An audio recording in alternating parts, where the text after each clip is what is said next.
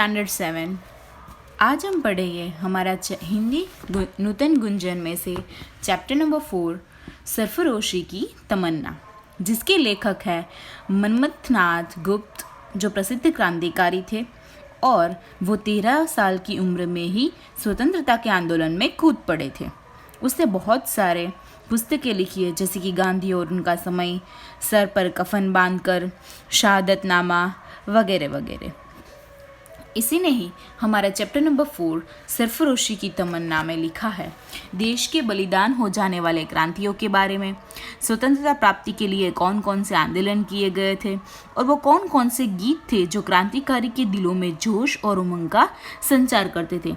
हम सबको पता है रिवॉल्ट ऑफ 1857 से लेके हमें आज़ादी मिली तब तक कि हमारे कितने सारे क्रांतिकारी थे जो हमें आज़ादी दिलाने में उसका हाथ था। बहुत सारे क्रांतिकारियों को फांसी की सज़ा भी दी गई थी और बहुत सारे शहीद भी हुए थे। तो उसी के बारे में सरफरोशी की तमन्ना चैप्टर में हम पढ़ेंगे कि स्वतंत्रता सेनानी मनमथनाथ गुप्त के स्मरण पर आधारित काकोरी कांड में अनेक क्रांतिकारी पकड़े गए थे।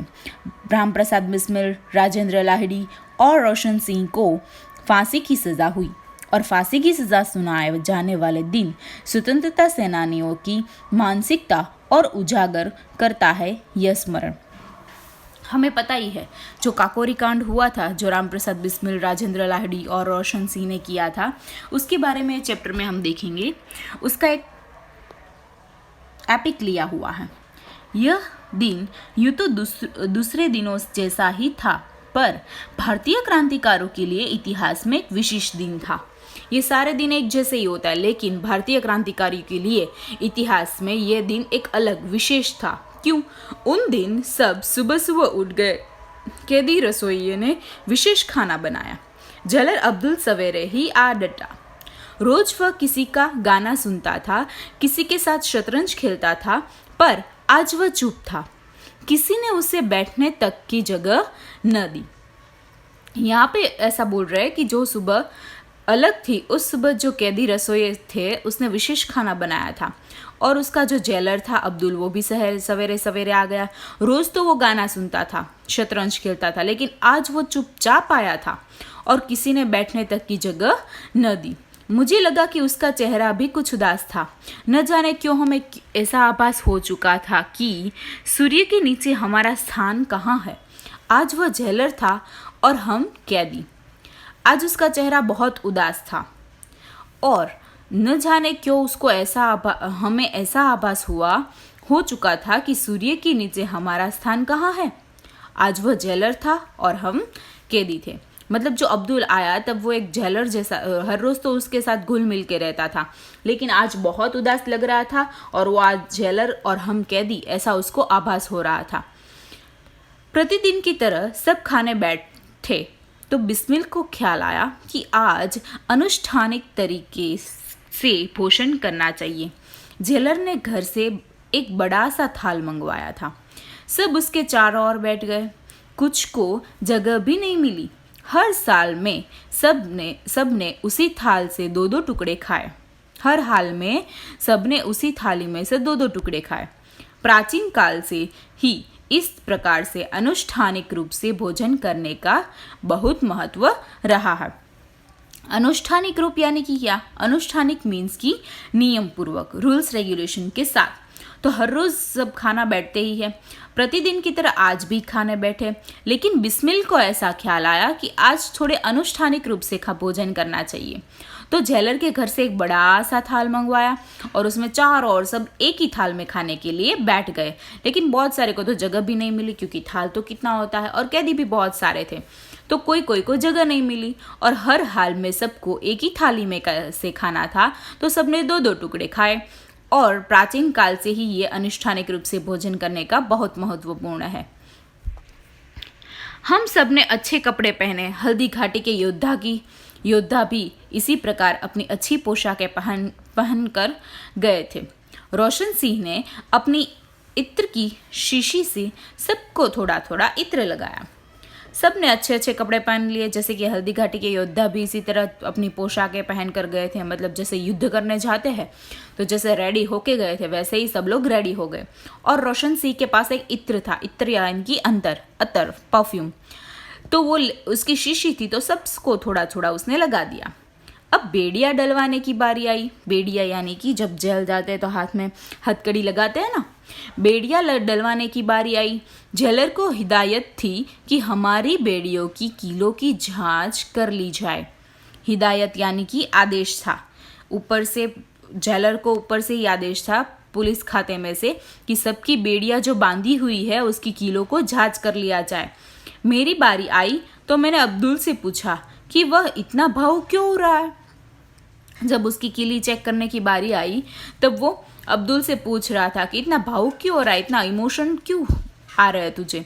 बड़ी मुश्किल से पता चला कि किसी बड़े अधिकारी के कहने पर फांसी के कैदियों वाली 3 कोठरियाँ साफ की जा रही है। मुझे लगा कि कोई भी जज अपने फैसले से पहले जेल वालों को खबर क्यों देगा।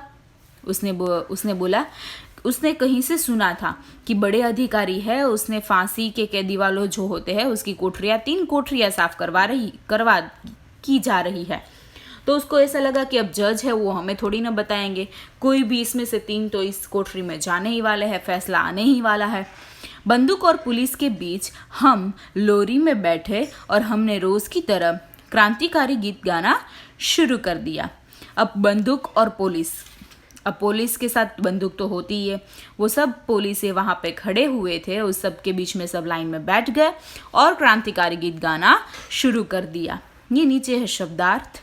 अनुष्ठानिक यानी कि नियम पूर्वक और हिदायत यानी कि आदेश।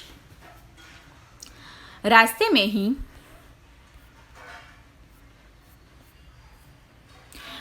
में हमने एक ऐसी गाड़ी देखी जिसमें सामान लदा हुआ था।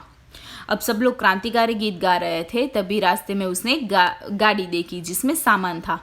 हर सामान पर एक कागज चिपका हुआ था और उस पर हमारे जज का नाम लिखा था। स्पष्ट था कि हमारा फैसला सुनाकर वे भारत से बाहर छुट्टियां मनाने जाएंगे।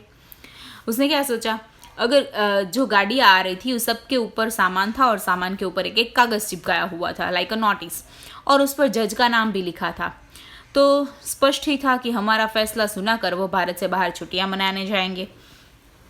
अदालत के बाहर भारी भीड़ थी। सब सरफरोशी की तमन्ना अब हमारे दिल में है। गाना जोश से गा रहे थे और चारों तरफ आवाज गूंज रही थी। ये अदालत के बाहर बहुत बड़ी भीड़ थी और सरफरोशी की तमन्ना, सरफरोशी यानी कि जान की बाजी लगाना, यानी कि अपना बलिदान देना। तमन्ना यानी इच्छा, खुद को शहीद होते हुए या तो देश के लिए बलिदान देते हुए उनको बहुत चाह थी, बहुत इच्छा थी कि मैं देश के लिए बलिदान दूं। तो इसीलिए गाना वो जोश से गा रहे थे, देशभक्ति गीत गा रहे थे और चारों तरफ आवाजें आ रही थी। जज के आते ही चारों ओर सन्नाटा छा गया। जैसे ही जज अंदर आए तो चारों ओर सन्नाटा छा गया, एकदम चुप्पी हो गई। जज ने कहा, षड्यंत्र प्रमाणित हो गया है। षड्यंत्र प्रमाणित हो गया है। षड्यंत्र यानी कि क्या, उसने जो षड्यंत्र साजिश रची हुई थी वो बुरी चाल उसकी प्रमाणित हो गई है, मतलब सिद्ध हो गई है। उसका केस जो लड़ रहे थे कि ये जो काम था, वो जो साजिश रची हुई थी वो इन लोगों को ही थी, ऐसा साबित हो गया है। इसीलिए एक एक करके मुझे भूपेंद्र, जोगेश, गोविंद, मुकुंदीलाल आदि को सजा सुनाई गई। ऐसे ही एक एक करके जज साहब ने सबको सजा सुनाई। पहले भूपेंद्र को, पहले उसको लेखक को मनमन्नाथ गुप्त, भूपेंद्र को, जोगेश को, गोविंद को, मुकुंदीलाल को। अंत में सुनाई फांसी की सजा हमारे 3 साथियों को, और लास्ट में 3 साथियों को सजा सुनाई गई। कौन से 3? राम प्रसाद बिस्मिल, राजेंद्र लाहडी और रोशन सिंह। उस वक्त राजेंद्र के चेहरे पर वही बाल सुलभ मुस्कान थी। बाल सुलभ यानी कि बालों के जैसी एकदम निखालस हंसी थी उसके मुंह पे, और बिस्मिल के चेहरे पर अवज्ञा का भाव था। अवज्ञा यानी कि अनादर का, जैसे कि हम दूसरे के ऊपर गुस्से होते हैं तो ऐसी सामने देखते हैं ना घूर घूर के, वैसे ही अनादर का उसके मुख पे भाव था। और रोशन सिंह ने हंसते हुए हमें ऐसा देखा, ऐसे देखो मानो वे तो सीधे स्वर्ग चले और हम रह गए। और रोशन सिंह तो इतना खुश थे कि जाने वो स्वर्ग में जा रहे हैं और हम लोग यहाँ नीचे छूट गए हैं।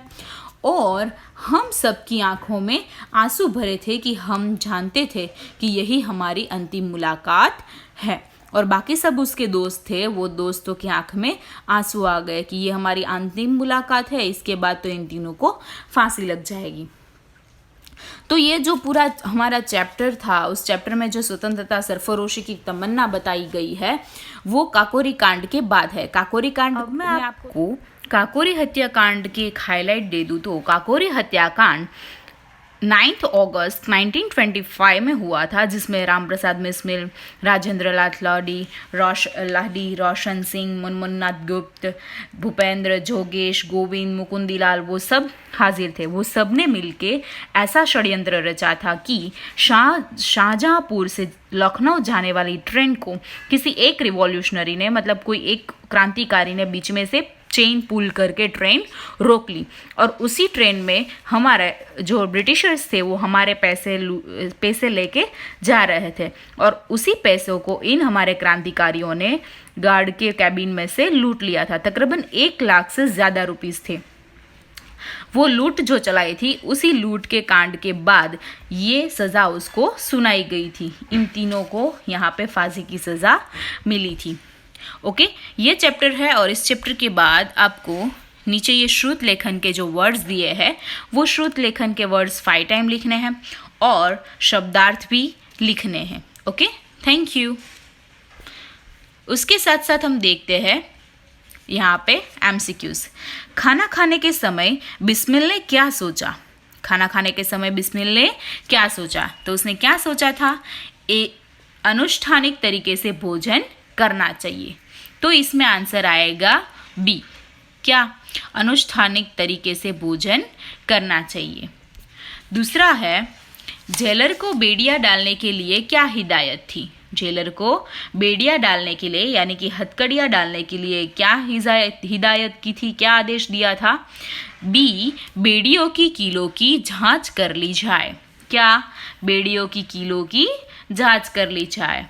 और ग है, अदालत के बाहर का दृश्य कैसा था? अदालत के बाहर दृश्य कैसा था? तो वहां पे कैसा दृश्य था? बाहर खड़ी भीड़ गाना गा रही थी या चारों ओर सन्नाटा था? तो यहाँ पे ही हमने देखा था कि चारों तरफ आवाजें गूंज रही थी। तो यहाँ पे क्या आएगा? बाहर खड़ी भीड़ गाना गा रही थी।